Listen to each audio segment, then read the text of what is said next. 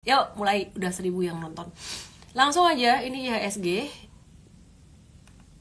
Ini IHSG. IHSG-nya akhirnya koreksi juga nih setelah naik signifikan selama 2 bulan terakhir tepatnya dari 2 November sampai Januari awal kemarin. Nah, kita perhatikan di monthly chart-nya IHSG ini dia udah 2 candle bullish dan ini satu ada candle reversal. Ini sangat wajar sekali. Dan aku perhatikan IHSG saat ini monthly supportnya di area 7000. Apakah IHSG akan kembali terkoreksi ke area 7000 dan apakah itu wajar? Jika terkoreksi di area 7000 mungkin nggak di Januari ini, tapi kemungkinan bisa di Februari atau mungkin Maret. Nah, apa ya kira-kira sentimennya yang bakalan bisa bawa IHSG untuk terkoreksi ke level 7271 atau mungkin 7000 adalah perkiraan terendah. Jadi kalau ada koreksi mungkin bisa tertahan di atas itu. Intinya akan ada normal correction dulu. Apakah sentimen negatif dari Amerika kah? Halo, ada Yunarto Wijaya. Ya, jadi apakah sentimen negatif dari Amerika yang membuat The Fed jadi naikin lagi suku bunganya atau apa ya? Inflasi yang bisa membuat The Fed berpikir ulang untuk menahan atau menurunkan suku bunga. Satu hal yang sangat aku antisipasi banget sebenarnya sekarang, biaya shipment atau biaya pengiriman barang melalui kapal ya, jadi melalui laut itu lagi naik, lumayan naik ya. Jadi efeknya apa? Pengiriman barang dari Asia ke Eropa atau ke Amerika naik akan membuat harga barang-barang itu juga bisa naik dan inflasi di Amerika dan di Eropa bisa naik dan itu nggak bagus buat pasar saham. Ya aku bikin shortcut aja langsung kasih tahu itu nggak bagus karena The Fed bakalan naikin suku bunga dan pasar saham bisa turun. Kaget tiba-tiba suaranya berubah jadi suara pria tanya sama Instagramnya. Anggap aja biar kamu nggak ngantuk. Oke, terus Ken Wu bilang banyak sangkuters di breeze. Oh ya, yuk kita lihat ya nanti ya breeze-nya kayak gimana ya. Sebenarnya breeze sendiri saat ini dalam jangka pendek ini trennya masih naik, tapi memang sudah sangat rawan profit taking. Ya untuk bentar ya. Untuk M-Trade sendiri kita lihat apakah masih ada breeze-nya masih cuan 7-8%, cuman kita sudah mulai siap-siap untuk waspada profit taking dalam jangka pendek juga.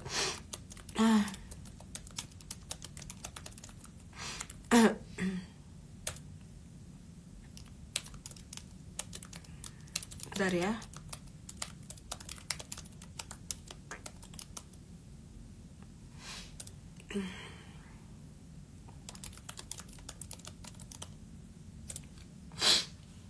Suaranya laki sekali. Itu Instagram pilek miss. Iya pilek, kemarin habis workshop pulang-pulang pilek deh. Aku cuma mau kasih tahu bahwa dengan IHSG yang posisinya lagi kayak gitu, ini sangat rawan sekali terjadi koreksi atau retracement yang sebenarnya sangat normal sekali. Saham-saham apa aja yang rawan koreksi? Pastinya saham perbankan besar. Di antaranya perbankan besar itu ada BBCA.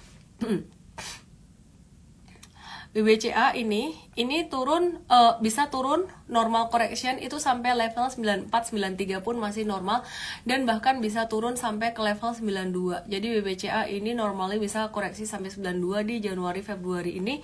Kemudian BBRI ini juga bakalan ada normal correction bisa sampai ke 5.500 bahkan 5.350 dan itu adalah koreksi normal di Januari dan Februari ini. Ya karena level all time high juga valuasi udah cukup mahal.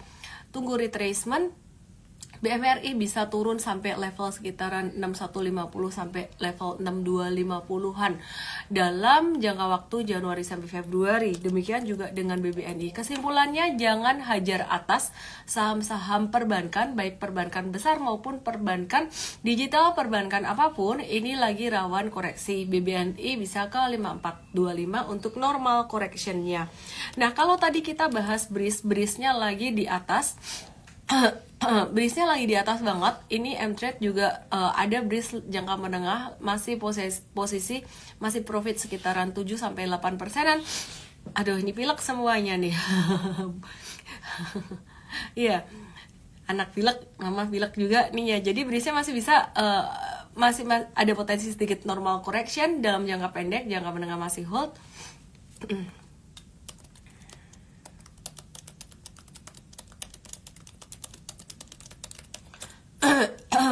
Oke, terus kemudian kita mau lihat BBYB gimana kabarnya. BBYB jangka pendek kita udah TikTok 3 kali dan udah exit. Ini ya BBYB. Ya ini beberapa kali di tradingin hijau, sempat cuan 40-an%, 2%, 7%, 9%, minus 4 dan plus 2. Dan selain dan BBYB ini dalam jangka pendek juga kita mulai antisipasi untuk normal correction-nya ya. Jadi dia akan ada koreksi sampai level 436. Di bawah level 436 jangka menengahnya juga kita perlu antisipasi buat profit taking gitu. Nah, sementara ini di atas 436 masih oke buat BBYB-nya. Terus selain itu ada saham apa lagi hari ini di pasar reguler tuh sebenarnya investor asing tuh banyak net buy BMRI 300 miliar, BBCA 165 miliar, BBNI 91 miliar, terus film 87 miliar, TLKM 82 miliar. Meskipun ada banyak net buy asing di beberapa saham perbankan, tapi retail jangan ikut-ikutan dulu karena lagi tinggi-tingginya banget, sebaiknya tunggu dan sabar dulu. Nah, ada transaksi negosiasi di saham Astra International sekitaran 701 miliar dan di saham lain total 1,4 triliun. Dan ada yang nanya kemarin, transaksi negosiasi itu apa sih? Sebenarnya transaksi negosiasi ya transaksi antara aku dan kamu, antara Anda dan teman Anda berdua janjian gitu. Bisa di harga yang berbeda dari harga market, tapi sebaiknya jangan terlalu jauh perbedaannya dari harga market. Dan transaksi negosiasi itu juga jadi satu transaksi yang diamati oleh regulator dan otoriti juga, OJK dan juga IDX. Kalau nilainya sangat jauh berbeda dari harga pasar dan jumlahnya banyak gitu, supaya ya ini ngejaga supaya tidak ada goreng-menggoreng saham gitu. Jadi lebih ngejaga di situnya. Nah, jadi kalau untuk transaksi negosiasi sendiri sebenarnya intinya adalah transaksi janjian antara kedua belah pihak. Dan setelah ditransaksikan terjadi apakah sahamnya bisa dijual di publik, di market reguler, pastinya bisa banget dong gitu. Biasa transaksi negosiasi itu terjadi di bawah harga market ya, entah untuk tujuan apa saja. Jarang sekali transaksi negosiasi di atas harga market. Oke, ya, yuk kita mau lihat untuk saham-saham yang lainnya juga. Nanti kita akan lihat untuk properti dan juga sektor komoditis. Gimana kabarnya saham-saham itu? Tapi sebelumnya aku masih mau lanjut buat saham perbankan, baik perbankan konvensional maupun perbankan digital. Ini ada BNGA juga hari ini. Semua perbankan kena resisten dan mantul hari ini ya, mantul dari atas ke bawahnya. Sehingga kalau misalkan bantalan cuannya nggak banyak, mungkin sebaiknya siap-siap untuk profit taking dulu gitu ya. Ini BNGA kita juga ada dan bantalan cuannya sebenarnya belum terlalu banyak juga. Jadi kita lagi wait and see. Terus kemudian kita akan lihat buat saham dari sektor perbankan yang lainnya. Ini ada request dari Hoki Howard, nanya BBTN sama. BBTN dalam jangka pendek lagi kena resisten banget di 1315 dan ada potensi normal correction sampai sekitaran level 1250 1260-an. Sebenarnya turunnya normal correction aja ya, tapi kalau kamu mau trading jangka pendek jangan masuk sekarang, karena kalau masuk sekarang ini lagi di posisi di resisten. Arto pun gimana kabarnya? Banyak yang nanya Arto gimana kabarnya. Arto sekarang juga lagi pada masa konsolidasi, wait and see dulu. Nah, jadi teman-teman, temanya dalam seminggu ke depan ini sebenarnya wait and see. Kenapa? Karena lagi di resisten IHSG-nya dan juga saham-saham perbankan. Sekarang kita move ke sektor yang lain. Tapi sebelumnya aku mau review dulu, ada beberapa data makro. Besok rilis data neraca dagang Amerika Selasa 9 Januari jam setengah 9 malam yang diperkirakan bakalan lanjut defisit. Jadi turun atau minus 65 miliar US dollar yang sebelumnya defisit 64,3 miliar ya. Jadi defisitnya dari 64,3 bakal jadi 65 miliar.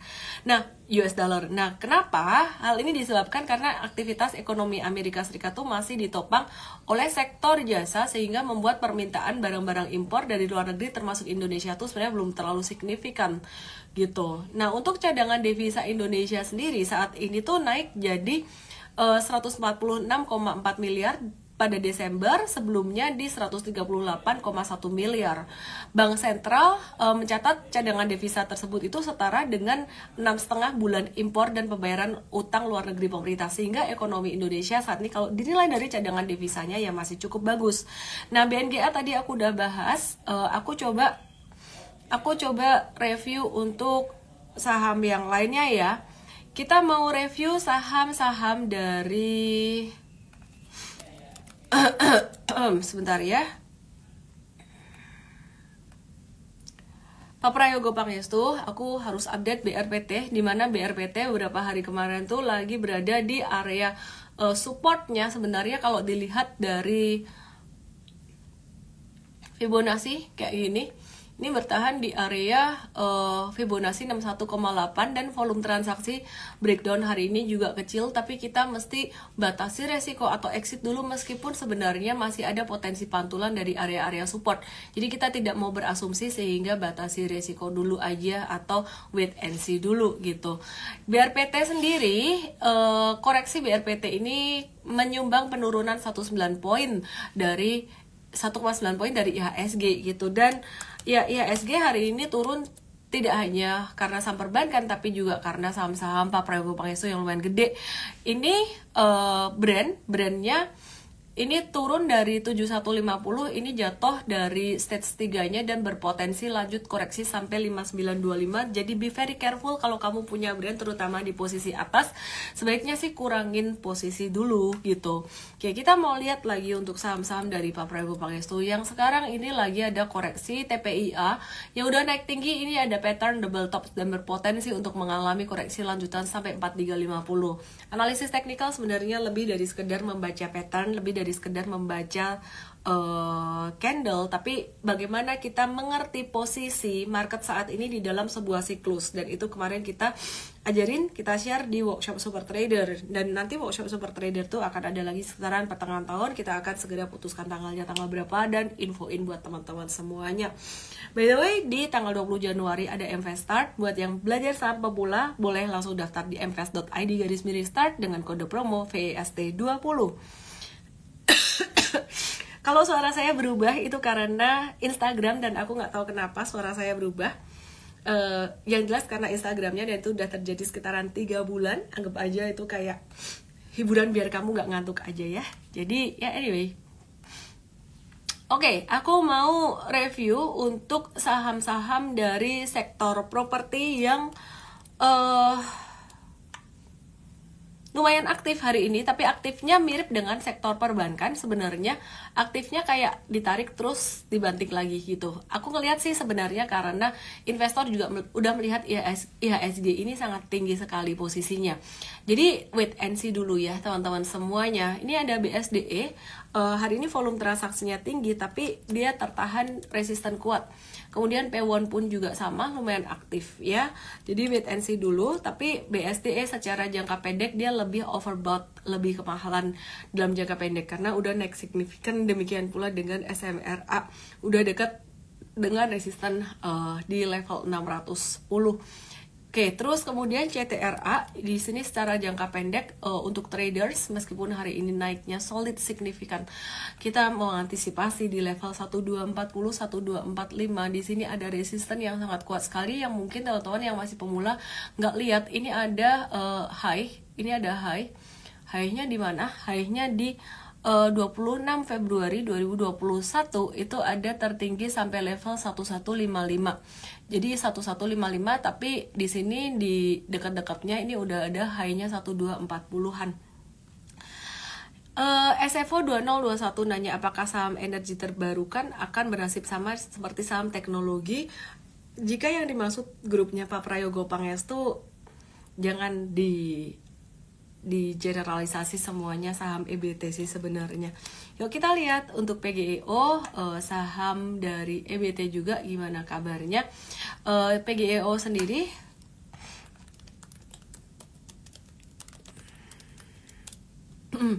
kita lagi wait and see di level 1170, dimana itu area kita review by waktu itu. Di bawah 1170 ini kita akan batasin resiko ya. Jadi intinya beberapa hari ke depan dari Senin sampai Jumat ini kita mengantisipasi rawan profit taking karena IHSG udah di resisten banget gitu. Oke. BBTN tadi aku udah bahas secara teknikal, secara fundamental aku review dikit. BBTN ini berhasil memotong rasio kredit bermasalah atau NPL-nya dengan transaksi penyelesaian aset 900 miliar bersama dengan PT Pengelola Aset atau PPA di akhir 2023, dan ya itu bagus buat BTN sehingga NPL-nya turun drastis di bawah 3% gitu. Terus bagaimana dengan pulp and paper? Lama udah kita nggak bahas tentang pulp and paper ya. Jadi ada satu sentimen buat pulp and paper di mana pengapalan pulp dan kertas dunia ini lanjut bertumbuh sehingga potensi untuk Indah Kiat INKP ini juga semakin positif gitu. Jadi peningkatan pengapalan produk bubur kertas dan kertas terjadi belakangan ini, khususnya dalam volume pengapalan naik sekitaran 1,7% hingga November dibandingkan dengan Oktober itu 1,1%. Yuk kita lihat INKP.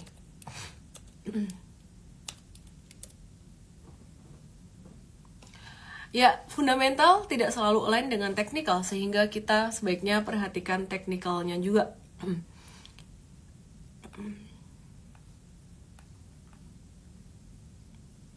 Oke, INKP beberapa hari kemarin masih sideways dan ini ada satu candle merah dengan volume kecil ya. Jadi ini sebenarnya ada sedikit breakdown di 8250 yang membuat INKP ini tidak jadi uptrend, tapi dia kembali ke masa sideways-nya dengan support 7850. Kita wait and see dulu, oke? Apakah menarik tahun pemilu? Tanya Event TWS. Tahun pemilu apakah menarik? Sebenarnya sentimennya pemilu itu sangat berpengaruh, perang juga sangat berpengaruh untuk sektor komoditas minyak dan juga gas, sangat berpengaruh juga pada biaya pengiriman ya. Kalau ada perang jadi biaya pengiriman juga bisa mahal, berpengaruh pada inflasi. Tapi satu hal yang paling dilihat oleh investor adalah suku bunga Amerika. Dengan suku bunga Amerika mulai melandai dan turun, investor itu juga mereka mulai tertarik berinvestasi di negara berkembang, termasuk salah satunya Indonesia. Oke, ini banyak yang nanya Saratoga. Aku akan review Saratoga. Watchlist ada di Mtrade dan kita lebih bertahan untuk beberapa hari ke depan. Karena IHSG-nya lagi di resisten dan rawan koreksi lanjutan. Saratoga saat ini dalam jangka menengah ini trennya masih cukup naik, tapi jangka pendek ini ada normal correction. Jadi wait and see dulu aja untuk jangka menengahnya Saratoga naik, jangka pendeknya turun, ini normal. Oke, kemudian kita akan lihat Petro gimana kabarnya. Kalau dananya Petro saat ini aku ngelihat pattern yang kurang bagus ya. Dia mantul dari area supportnya Fibonacci 618, tapi pantulannya nggak bisa lebih tinggi daripada area high sebelumnya di 6125. Dan ini menunjukkan Petro ini sebenarnya belum berhasil uptrend. Dia kembali sideways dan jika dia jatuh di 5225 dia akan menjadi downtrend karena low-nya ada di level 5250 atau 5225 pada 29 Desember dan 2 Januari 2024. Ya, jadi jatuh dari level 5225 Petro akan menjadi downtrend.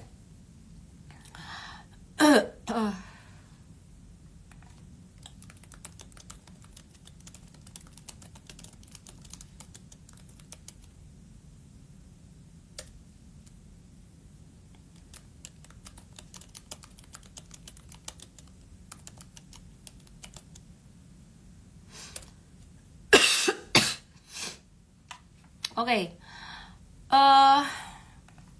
random dikit, aku mau ngebahas PTPP. Gak jadi deh. CPP nggak rame. Bahas apa ya? Cleo ini dia investasi 300 miliar di 2024, duitnya digunakan buat nambah pabrik baru, ngembangin pabrik yang udah ada, nambah mesin, sampai memperluas jaringan distribusi. Rencananya mereka mau bangun 3 pabrik baru di Palu, Pontianak, dan Pekanbaru. Saat ini Cleo udah punya 32 pabrik yang bikin mereka jadi produsen air minum kemasan terbanyak di Indonesia gitu. Nah, perhatikan teknikalnya gimana. Sempat ada lonjakan volume di 27 Desember dan 28 Desember, sekarang lagi konsolidasi. Bisa di-watch untuk trading. Ini agak-agak beresiko secara volatilitas untuk pemurah karena perhatikan ekornya tinggi-tinggi di sini. Tapi jika Anda sudah terbiasa trading, boleh Anda trading Cleo. Yang belum, masih pemula, sebaiknya belajar dulu basicnya di mvstart, mvest.id/start 20 Januari dengan kode promo VEST20.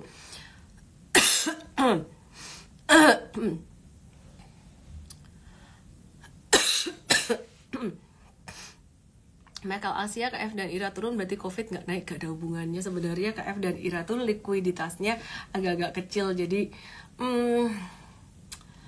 lebih ke faktor supply and demand aja.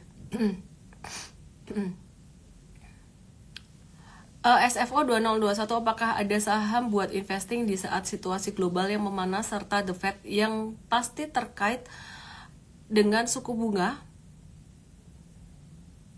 Perbankan yang paling sensitif dengan suku bunga. Jadi kalau kamu mau investasi jangka panjang dan sekarang perbankannya lagi tinggi-tingginya, tunggu beberapa hari lagi. Setidaknya tunggu di bulan Januari Februari ini pasti akan ada koreksi buat perbankan, dan itu normal correction. Nah, kalau nanti di April The Fed ada turunin suku bunganya perkiraannya lumayan bisa cepat. Tadi aku ada ngobrol dengan Bu Vera Iflim, CFO BCA ya. Jadi ngobrol-ngobrol kayaknya penurunan suku bunganya bakalan bisa cepat deh. Jadi kalau penurunan suku bunganya bisa cepat, saham naiknya bisa signifikan. Oke. Miss Pemilu kali ini di bulan Februari dari yang sebelum-sebelumnya 1 hari setelah hari pemilu yang hasilnya sudah bisa ketahuan. Jadi otomatis akan berdampak ke inflow market kah Februari, bulan bull atau bear? Ya kalau ngelihat sentimennya sebenarnya bulan bull, tapi kalau ngelihat candle monthly di sini IHSG ini semestinya ada normal correction. Saya nggak tahu akan ada sentimen apa. Nah, jadi ini level 7377, sekitaran 7377, ini level resisten yang tinggi banget loh, dimana IHSG kemarin udah sempet all time high di 7400. Dan sekarang di level ini tuh all time high tinggi banget, yang rawan big banks semua perbankan dan juga saham-saham yang menjadi driver IHSG, tidak terkecuali Brand dan Bian. Nanti kalau suku bunga turun, IHSG bisa sell on news nggak? Karena itu signifikan naiknya, mungkin naiknya nggak akan, kalau misalkan sudah anticipated, naiknya nggak akan tinggi, tapi akan berkesinambungan dan berkelanjutan. Suku bunga turun, perkiraan aku IHSG bisa naiknya lumayan signifikan juga, karena selama ini suku bunga The Fed nggak pernah turun. Lama banget nunggu turunnya. Jika suku bunga turun, saham properti menarik nggak? Menarik. Pertambangan pun menarik, komoditas pun menarik. Dan bahkan saya bilang koreksi yang terjadi beberapa hari ke depan, atau kalau dalam beberapa hari ke depan kita antisipasi prediksi saham itu bisa turun. Turunnya sebenarnya turun normal aja, koreksi normal aja, termasuk saham-saham perbankan, baik perbankan besar maupun perbankan apapun, perbankan digital juga. Oke. Aku mau review sektor komoditi yang kita sempat review 1-2 minggu kemarin di akhir tahun 2023, baik dari komoditas metals, oil, dan gas, juga PTBA. Kabarnya gimana? Antam yang sempat dapat investasi dari China, dan chartnya juga sempat cukup bagus. Saat ini Antam balik terkonsolidasi. Sampai hari ini chartnya masih normal retracement sampai area 1630 atau 1600, itu toleransinya. di bawah 1595 maka dia akan menjadi downtrend. Jadi sementara ini Antam masih biasa-biasa aja, nggak bisa dibilang jelek ataupun bagus chartnya. Ada koreksi normal di sini, kita menunggu apakah dia breakdown dari 1630 atau bertahan. Nah, kalau 1630 dia breakdown, maka dia masih ada satu pertahanan terakhir 1595. Turun di bawah 1595 jelek chartnya. Terus artinya avoid, hati-hati. MDKA pun sebenarnya juga sama, hari ini koreksinya masih tergolong normal correction di bawah level 2660 ya, masih tergolong normal correction. Dan untuk M-Trade sendiri kita kemarin ada spekulatif buy untuk MDKA buat jangka pendek, sedangkan jangka menengahnya ada cuan 11-12%. Di bawah level 2670 maka kita akan profit taking dan juga akan profit taking untuk yang jangka menengah. Dan juga akan membatasi risiko untuk yang jangka pendek. Oke, yuk kita lihat untuk saham metals yang lainnya. Harum ini ada nikel dan juga ada batu bara. Sampai hari ini Harum masih oke-oke saja, biasa saja.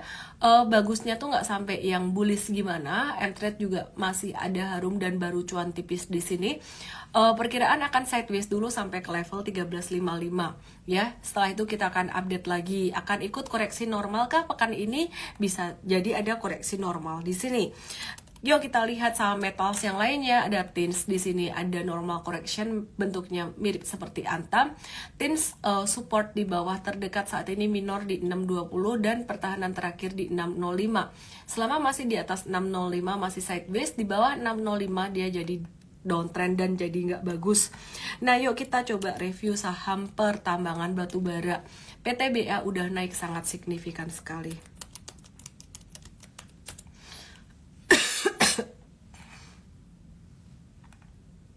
Ya, PTBA udah sangat signifikan sekali. Perhatikan di sini, PTBA dalam sebulan itu dalam 2 bulan ya, aku mau pasangin satu info line dari bottomnya di Desember 2023 sampai awal bulan ini udah naik 17% PTBA ya. Jadi bottomnya di sini, bottomnya di Desember 14 Desember sampai tertingginya kemarin itu di 17%. Kalau hari ini berarti di 14%-an. Normal correction buat PTBA, kemungkinan PTBA bakalan turun sampai level 25-20 dan bisa naik lagi. Jadi be very careful buat trader jangka pendek, jangan FOMO dulu. Buat jangka menengah masih bisa hold kalau kamu masih ada bantalan cuan. Ya, jadi supportnya di 25-20 itu sebenarnya gap yang terjadi pada tanggal 31 Oktober 2023. Ini adalah contoh dari runaway gap di mana tren turunnya berlanjut turun lebih dalam. Dan apakah gap itu harus ditutup? Sebenarnya tidak semua gap harus ditutup, tapi kebetulan dalam case ini gap PTBA sudah ditutup. Contoh gap yang belum ditutup antara lain kita perhatikan di sini IHSG ada beberapa kali gap yang tidak ditutup seperti di 14 November, 15 November 2023 dan di sini juga di sini ini juga ada beberapa gap yang ini ada sedikit gap kecil yang di sini tidak ditutup seperti contohnya 29 dan 30 September 2021. Jadi kesimpulannya, apakah gap harus selalu ditutup? Tidak selalu.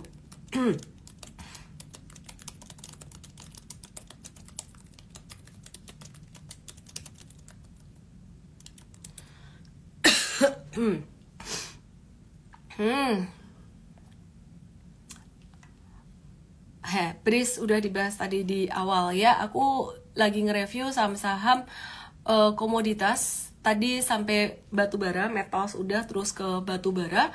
Nah, selain batu bara terus kemana lagi? PTBA, selain PTBA aku nge-review ITMG. Yuk kita lihat ITMG gimana kabarnya. ITMG ini perhatikan di sini dia udah naik lumayan signifikan juga. Sebenarnya ITMG itu rawan profit takingnya di level sekitaran 28 ribuan. 28 ribu ini banyak yang kutors di sini. Ya, karena dia gagal menguat pada 20 Oktober dan 23 Oktober 2023. Jadi untuk batu bara, kita coba lihat juga harga batu baranya gimana.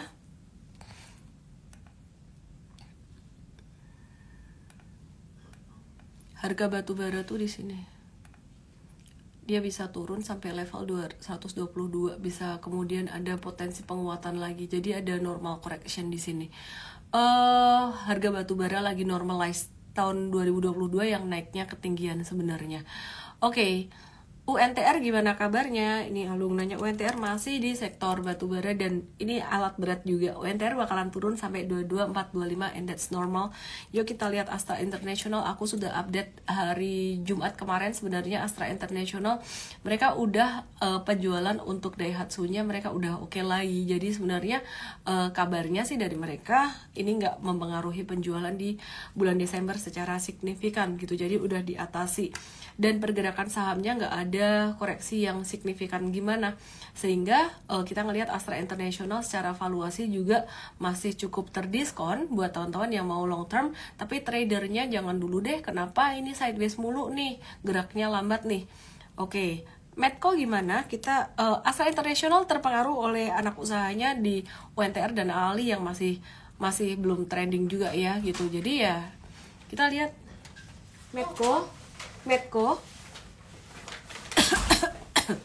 Medco ini bentuknya inverse head and shoulders.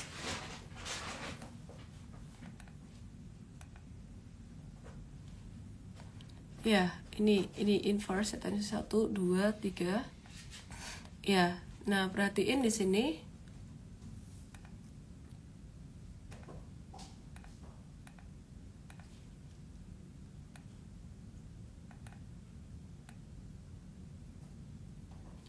Dia sebenarnya udah breakout dari inverse head and shoulders-nya, potensi upside sekitaran 1400 atau 1425. Beberapa hari akan ada normal correction dulu, bisa jadi pattern inverse head and shoulders-nya jadi agak-agak kayak failed dulu sementara, atau mungkin dia membentuk satu lagi shoulder kecil di sebelah kanan. Intinya beberapa hari ke depan kita mengantisipasi market koreksi, tapi masih bisa lanjut naik setelah itu. Antara ICBP, ICI, dan Kalbe Pharma pilih mana untuk investing?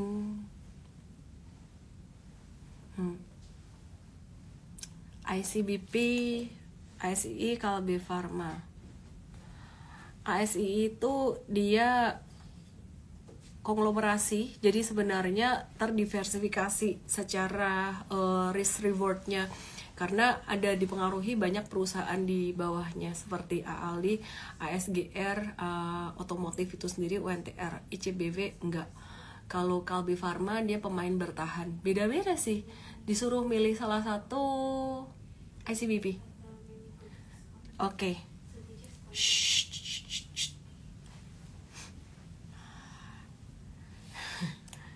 Kalbe Pharma gimana kabarnya? Kalbe Pharma ya oke-oke juga sih.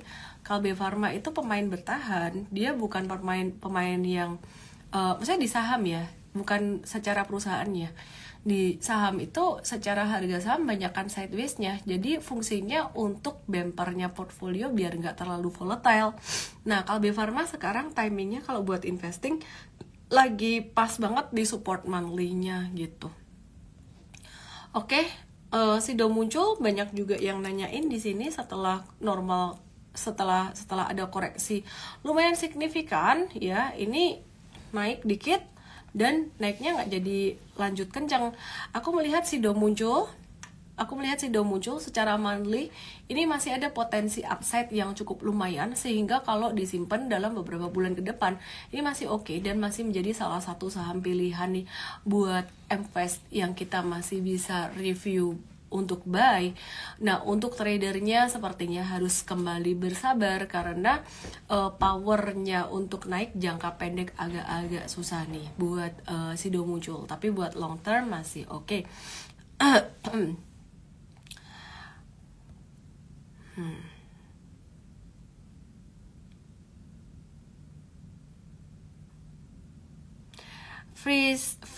Friska Natali, kalau untuk Pegas, ASI atau BBTN investing pilih mana? Aku pilih BBTN karena BBTN itu dia cyclical, tapi cyclicalnya bukan komoditas, lebih ke ke sektor properti dan juga ke suku bunga sebenarnya. Kalau ASII dan Pegas tuh di dalamnya ada komoditi gitu. Tapi bicara tentang investing nggak bisa cuma satu saham doang. Jadi mesti ada diversifikasi, dan size untuk diversifikasinya tuh semakin gede market cap, bukan cuma market cap ya, free float dan juga fundamental perusahaan sebaiknya lebih besar juga. Jadi bentuknya kayak piramida gitu. Suara bassnya serem, bukan aku, itu dari Instagram. Ya ampun, suara aku nggak kayak gitu. Instagramnya nggak tahu error kenapa. Aku nggak tahu kalian kalau nonton IG live-nya orang lain kayak gitu juga nggak sih? Atau cuman di aku aja? Kalau di aku aja jangan-jangan aku perlu ganti HP nggak? Tapi aku kalau recording pakai tools lain nggak pernah ngebahas. Big Bang sudah dibahas di awal banget. Ya udah gitu aja teman-teman. Dan kemarin aku ada workshop smart trader, jadi thank you ya buat yang udah join. Sabtu ini nih kita ada webinar yang bagus banget jam 10 pagi, dan ini bagaimana caranya big money menganalisis dan berinvestasi pada satu emiten tertentu, baik public or non-public, fundamental analysis, advance, dan yang ngajar ini benar-benar daging banget, lulusan terbaik New York University dan sangat berpengalaman sekali dalam investasi perusahaan-perusahaan gede gitu. Nah, bersama dengan Bapak Gwinandra Jati Kusumo, ya jadi salah satu chief dari Citigroup. Jadi langsung aja daftar ke beyondmoney.id/webinar alpha tanggal 13 Januari dengan kode promo early 1. Semoga bisa bermanfaat. Salam profit.